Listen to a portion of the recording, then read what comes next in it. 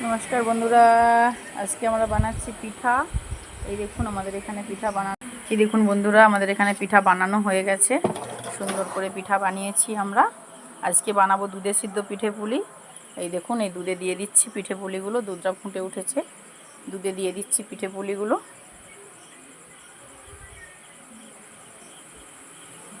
দেখুন বন্ধুরা, এটা ফুটে উঠেছে, খুব সুন্দরভাবে ফুটছে পিঠে পুলিটা আমাদের। দেখুন বন্ধুরা, এটা ফুটে গেছে। এটাকে আর একটু গাঢ় করার জন্য দিচ্ছি আজকে নারকেল কোড়া। এই দেখুন, দিয়ে দিয়েছি নারকেল কোড়া।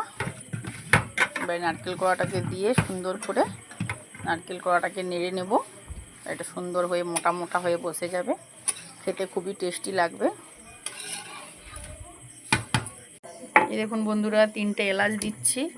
এলাচটা দিলে পিঠে পুলিটা খুব সুন্দর টেস্ট হবে, তাই জন্য এলাচটা দিচ্ছি। এই দেখুন, এলাচ 3টে থেঁতো করেছি, থেঁতো করে এতে দিয়ে দিচ্ছি। খুব সুন্দর টেস্ট আসবে এতে।